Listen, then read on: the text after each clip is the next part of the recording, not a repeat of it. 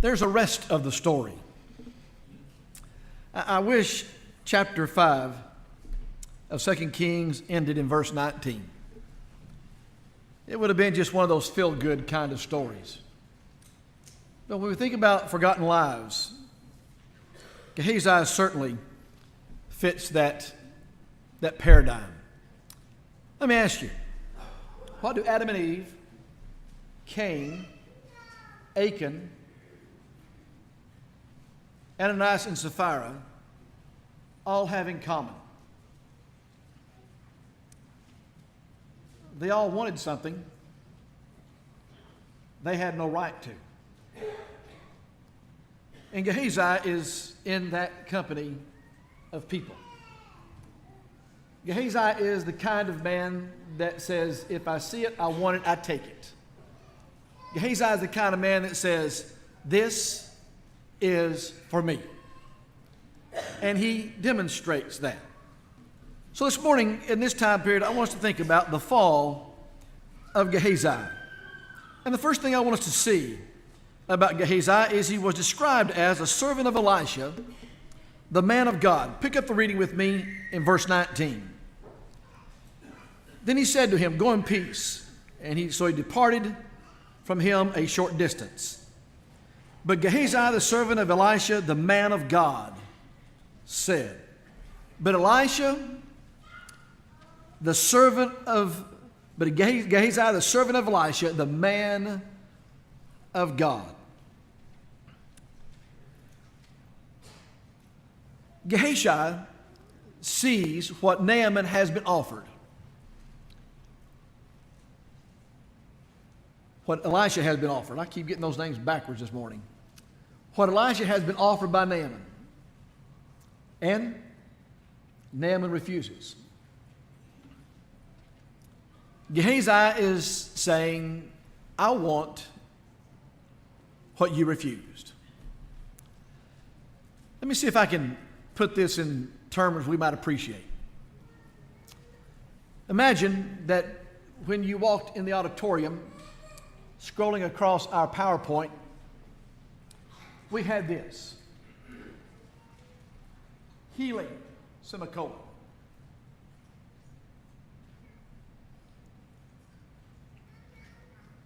Cancer, $100. Healing, pneumonia, $75. Healing, the flu,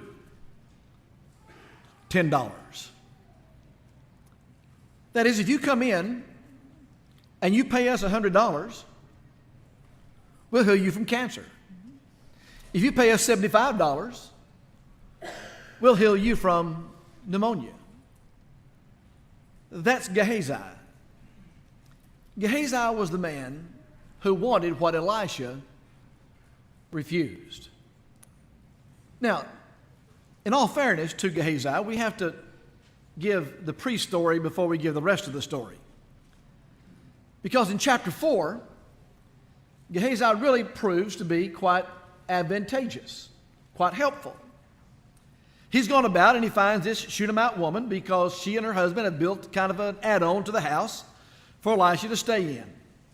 And Gehazi sees that that woman has something that she strongly desires.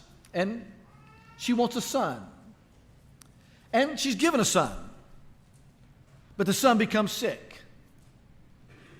And so Elisha sends Gehazi to the Shunammite woman and tells him to lay his staff on the boy.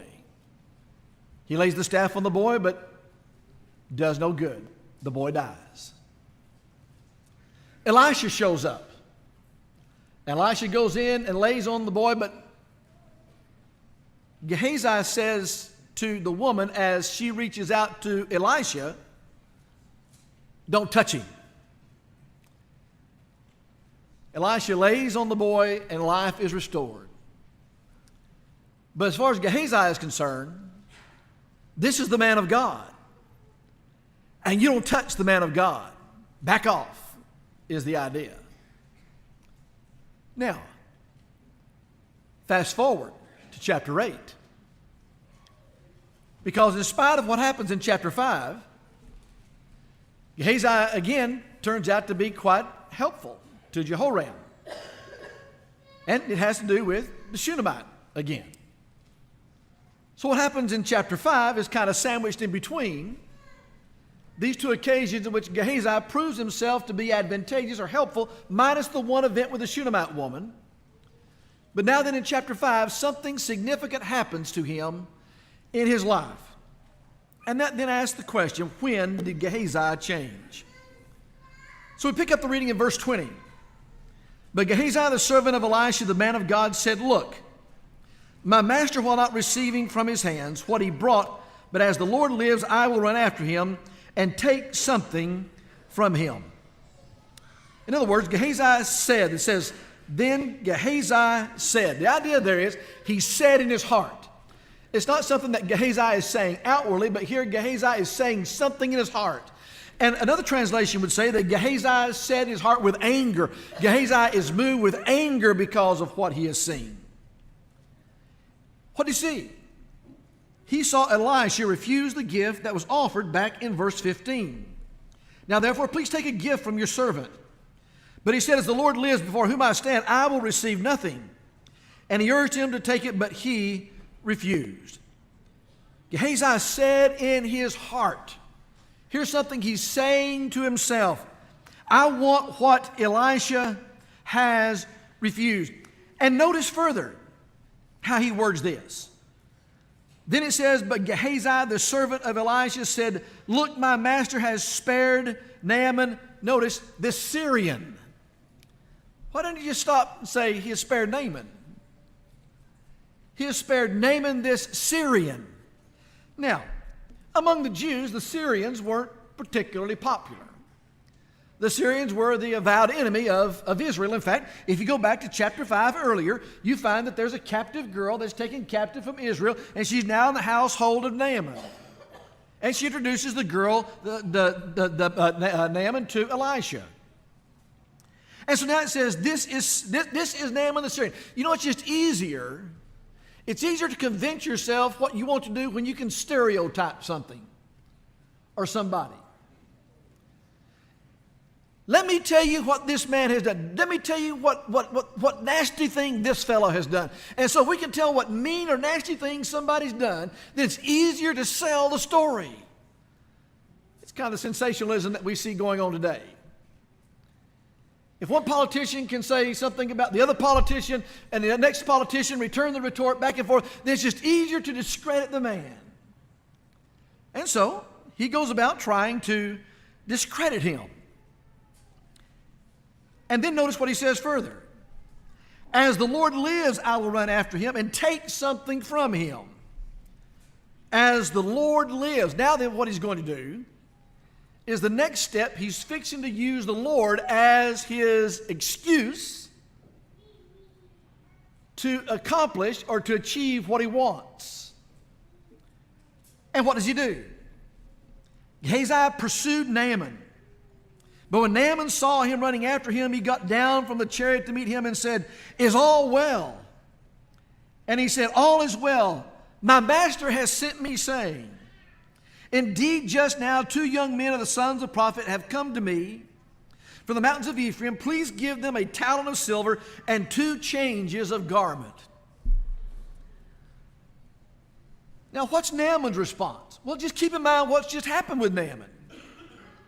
Naaman has had this disease of leprosy. And now then this incurable disease, this disease that would have separated him from society, this disease that would have made him completely untouched by anybody, has now been healed of his leprosy, and he has that assimilation into a world he's not known so far. He's already offered Elisha the gift, and Elisha says no. Gehazi sees that Elisha has said no, and he wants what Elisha has turned down. And so he says, as the Lord lives, this is what I'm going to do. As the Lord lives, I'm going to go to that man. And he trumps up an excuse to say, there are 2 men who have come. There are 2 prophets, two young men that are prophets that have come. Now, Elisha was a prophet trainer. And Gehazi probably was in Elisha's prophet training school. And so here are two young men that would have naturally come to Elisha, the trainer prophet, to be trained of him, and they are in need. And Naaman remembers all that Elisha has done for him. So Naaman said, please take the 2 talents. And he urged him and bound 2 talents of silver in bags with 2 changes of garments and handed them to 2 of his servants, and they carried them on ahead of him. Now, Naaman doesn't know the backstory, and it's a completely reasonable response on Naaman's part to think, well, Elisha must have changed his mind, and so now then, instead of coming himself, he's going to send his servant, and his servant comes representing him. Now, there's a point to be made. Elisha has Gehazi, and Gehazi comes representing Elisha. You know, when the president sends the Secretary of State to a foreign country, the Secretary of State goes representing the President of the United States and representing the United States of America. In fact, all over the world, we have individuals, men and women, that are placed in different parts of the country known as ambassadors. And these ambassadors are to speak for the President of the United States and for the United States of America. In other words, they are to represent the nation, and they are to represent the man who is the president of the nation. Now, it doesn't speak whether you like the president or not. That's immaterial here. This is not a political thing here. We're not talking about whether the president's good or not, regardless of which party it is. Here, he sends a representative to say, you are my representative. And that representative speaks for the one he represents. In other words, that's the face of the country. That's the face of the president to some foreign dignitary. And here comes Elisha. And Elisha is probably here comes Gehazi, probably one of Elisha's trainer prophets. Comes representing Elisha, and he comes representing Elisha to Naaman. And Naaman, yes, rightfully reasons, I can just give this, and I can give this and help Naaman, Elisha and all of his prophets. And so it says, verse 21, Gehazi pursued. And then it says, furthermore, that he ran after him. He's running after him, and he got down from the chariot to meet him. Naaman sees him and says, what can I do? Is all well? And Gehazi tells the story. What happens then? Verse 24. When he came to the citadel to take them from their hand and stored them away in the house, he let the men go and departed. So he went in and stood before his master. Elisha said to him, where'd you go, Gehazi? And he said, your servant did not go anywhere. Second lie. Then he said to him, did not my heart go with you? Representative. When the man turned back from chariot to meet you, is it time to receive money, to receive clothing, olive groves, vineyards, sheep, oxen, and male from female servants? In other words, Elisha knows what Gehazi has done. Gehazi is not going to hide this from Elisha. He's feigning taking it back to these 2 young men, but instead he hides it and thinking he can hide it from Elisha. Now, I think there's a point to be made here about Gehazi, and again, the place that he occupies. Gehazi has enjoyed tremendous opportunity. You know, the apostles had a tremendous opportunity being with Jesus. When John points to Andrew and says, behold the Lamb of God that takes away the sin of the world. Andrew goes and finds Simon Peter, and Simon Peter comes, then Philip comes, and then in succession the other apostles come. They come, and now then they live a life with Jesus that we could only imagine. To hear him speak the words, to see him perform the miracles. Wouldn't you like to have been there that day when the house was full of people and dust comes falling down upon you because 2 men are tearing the roof open, and all of a sudden appearing before you is this man that's lame, and you hear and see Jesus say, arise, take up thy bed and walk, and this man walks. Wouldn't that have been amazing? Wouldn't it have been amazing to witness the feeding of the 5,000? Wouldn't it have been amazing to stand before Lazarus' tomb, dead 4 days, and hear Jesus say, come forth, and Lazarus comes forth? That would have been awesome to see. Well, Gehazi's got to witness some of that. He's heard the man of God speak. He's heard Elisha speak words similar to what Jesus might have spoken. He has seen him in chapter 4. He's seen him perform the miracle of raising this Shunammite woman's son. He has had tremendous opportunity presented before him. But just because someone has opportunity does not mean they also have success. Sometimes that opportunity can turn out to be a curse as well. But Gehazi raises the question that the Lord raises in Matthew chapter 6, where your treasure is, there will your heart be also. Gehazi, where is your treasure? Where's your treasure at? Well, we learn where his treasure is at, because that brings us to the third consideration. We look at the steps of demise on the part of Gehazi. Notice back in verse 20 again. Notice the language again. It says, look, my master. Do you see the disconnect taking place there? Do you see the disloyalty taking place? Here's Elisha, the man of God, and now he's called my master. Here's the first indication of the disloyalty, the lack of loyalty that Gehazi is going to take. And then the second point, he says, but as the Lord lives, he says that twice. As the Lord lives. Now what's he doing? He's beginning to rationalize. He's beginning to rationalize the way that he can excuse accomplishing what he desires. He's going to do it through rationalization. And what I'm going to do in rationalizing is I'm going to make up an excuse, a reason. I'm going to make up some kind of thing to say that I can therefore receive what Naaman has offered my master. And notice further, when he talks about my master, it talks about my master healing. Naaman didn't heal him.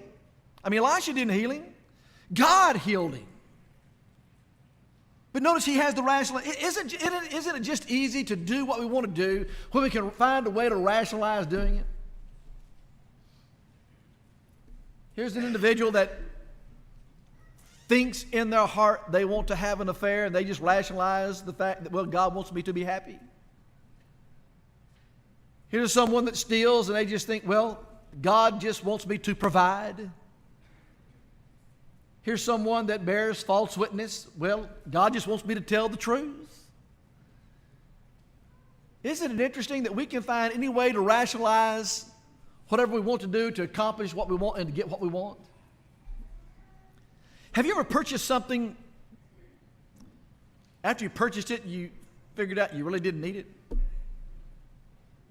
Have you ever found a way to purchase something you couldn't afford? Do you remember that first new car you bought?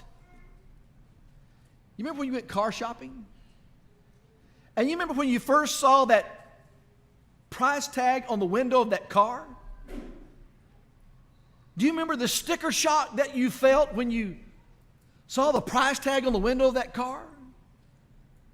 Maybe fresh out of college, pennies on the dollar you're making compared to now, and you're thinking, we just can't afford that car. But the next day you find yourself driving by the car lot and you're just thinking, I'll just stop and look one more time. And all of a sudden the price tag doesn't seem so high. But you drive on. The next day you just happen to be driving by the dealership one more time. And you think, it won't hurt. I'll just stop one more time and look. I know I can't afford it. I just want to look.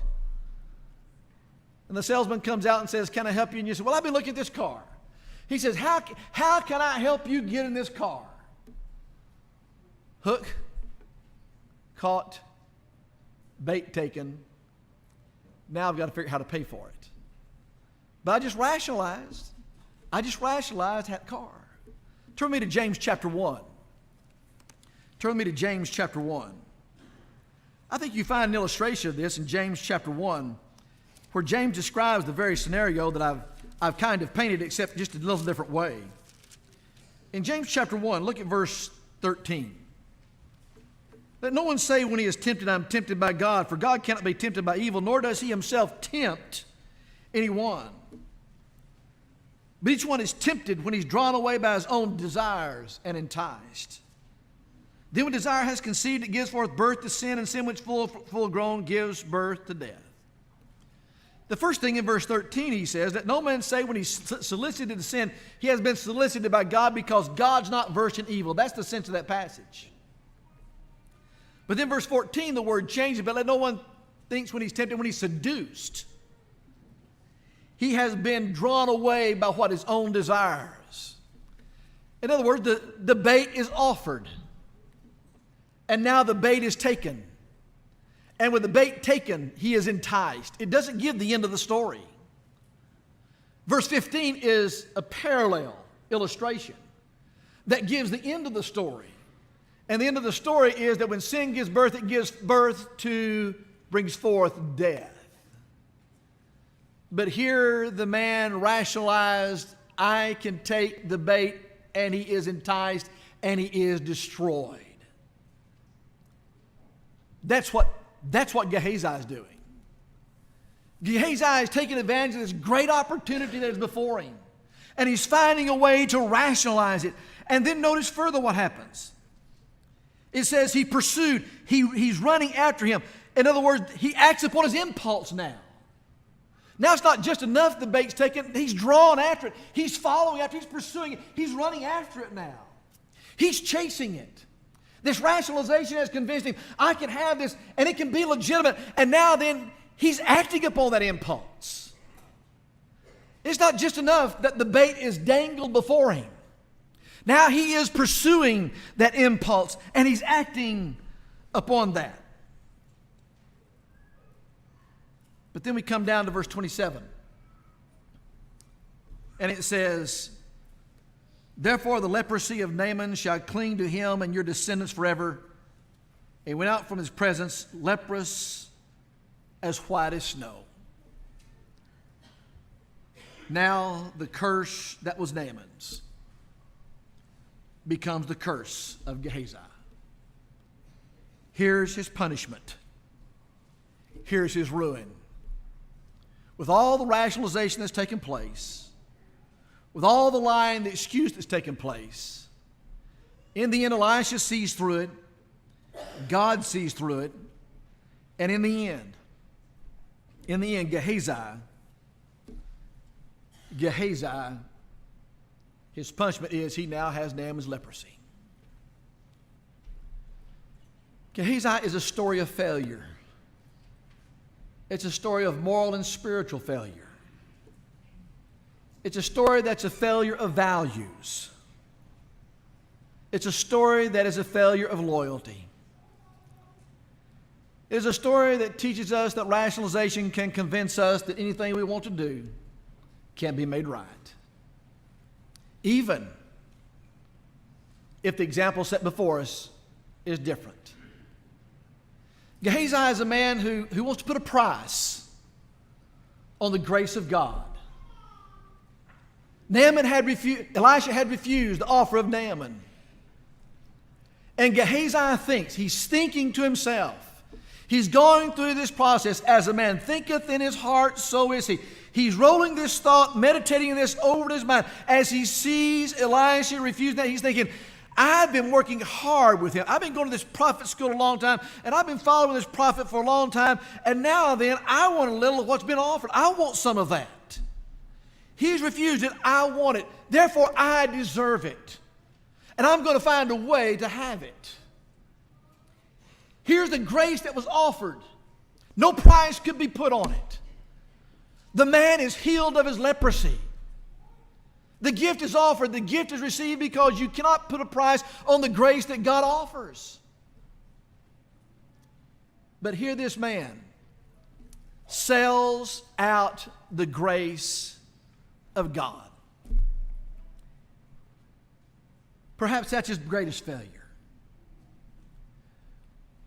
What's the lesson? What's the lesson of Gehazi? I'm reminded of the young man who came to Jesus asking, what must I do to inherit eternal life? And Jesus said, go and sell all that you have and give. Back up. He said, keep all the commandments. The young man said, I have done that from my youth. Then he says, go sell all you have and give to the poor. And the young man went away. And it was a sorrowful thing. In that list of things he said there was one that's missing. And it was covetousness. It was greed. And the Lord exposed the young man by saying, go sell all you have and give to the poor. Here the greed, the covetousness of Gehazi is exposed.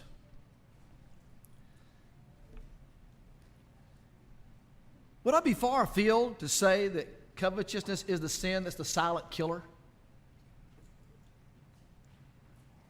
I mean, when you look at the list of Galatians chapter 5 and 1 Corinthians chapter 6, there are some there that are so ignoble, that are so infamous, that are so heinous. Their actions are so demonstrable to others that we can see the pronounced and open harm that they do. But covetousness is that sin that eats a man's heart from the inside out. As one said, it's kind of like silt in a stream. The silt just sifts down from upstream until it just slowly, bit by bit, fills in the void so that now the depth is reduced. And here's covetousness just bit by bit. It began with him thinking in his mind, him saying to himself, as the Lord lives, I'll make up this excuse. And then who will really care if I have this? Here you see covetousness is just eating the heart and soul out of this man. It is that which Elisha refused, that Gehazi thinks is his right. Even if he has to lie, even if he has to lie to Naaman, even if he has to lie to his master, even if he has to lie to the man of God.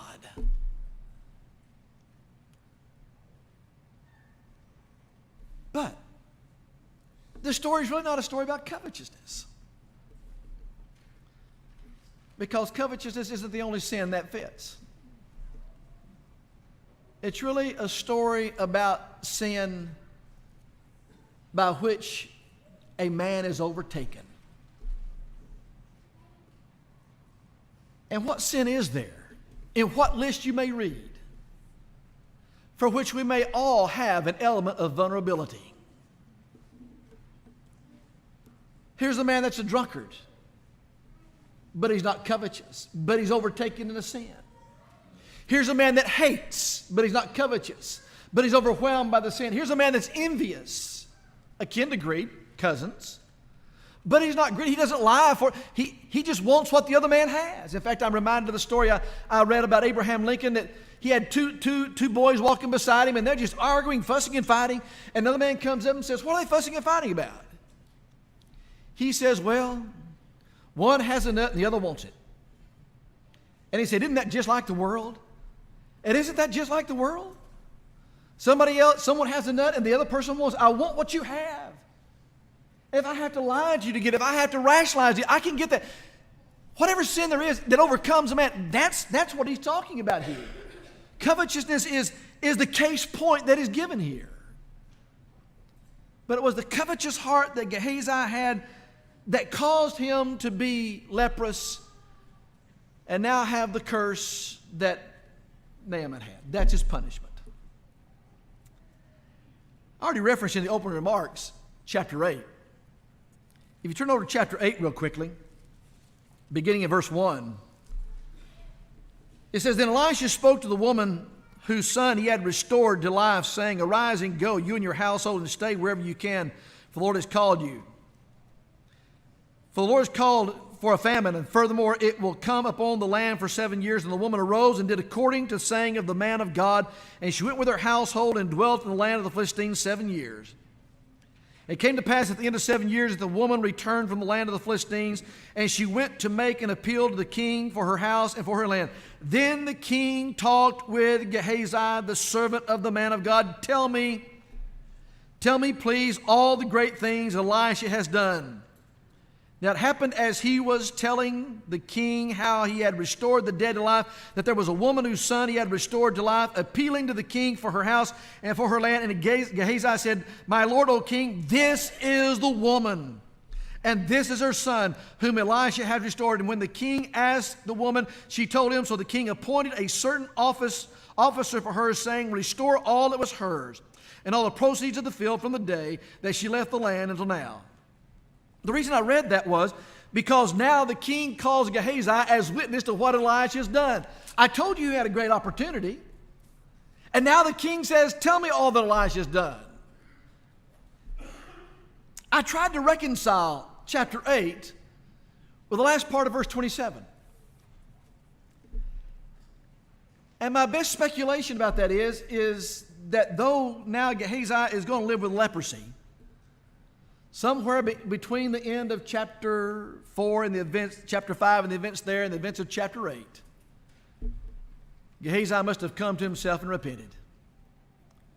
Because now God uses him as an individual to witness, to tell the works of Elisha. Else, how would God have used this deceptive, lying, covetous man? And I think that tells us one other thing. Regardless of the depths of how far we have sunk, and regardless of how painful the punishment may be, there's always the opportunity that God holds out for repentance. 4 final things, real quickly, I want to share with you in a summation. First of all, we need to guard our imaginations and our thoughts. Again, that goes back to, as a man thinketh in his heart, so is he. Are the things we are thinking about true, holy, just, and loyal, and fair? Because what we spend time rolling over in our mind are going to be the things that we're going to act upon. We need to guard our thoughts and our imaginations. Second of all, rationalization makes all sin seem less objectionable. And it doesn't matter what the sin is. There's always a way to make it palatable. And then third, determined to keep your business dealings in the open. Gehazi is behind the scenes. Gehazi is doing all this in secret.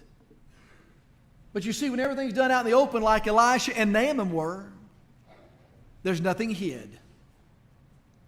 You know, when you want to rationalize to do something, you generally don't rationalize doing it in the open. Isn't it interesting in John chapter 3 and verse 19 that he talks about when the things that are unseemly are done, they're done in the dark, lest they be exposed by the light of day? We need to be open with our business dealings.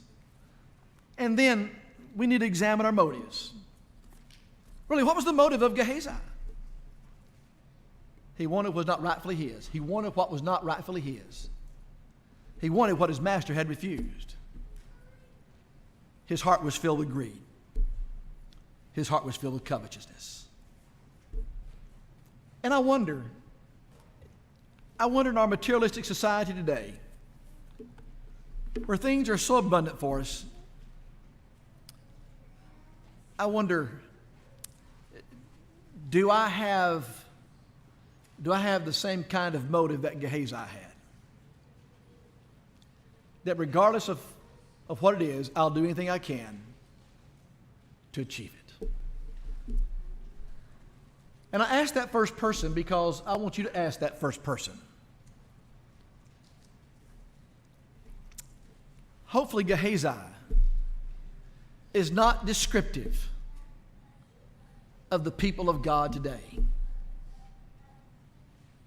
But for all the sins that challenge us, covetousness may be the most poisonous, and the greatest killer of all. What's our motive? What's our heart? Let our story be a story of success.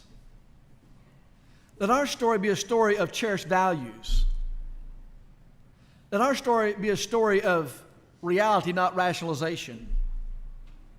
Let our story be a story of loyalty. Let our story be a story of telling the truth. If we can help you this morning in any way possible, we invite you to come while we stand and while we sing.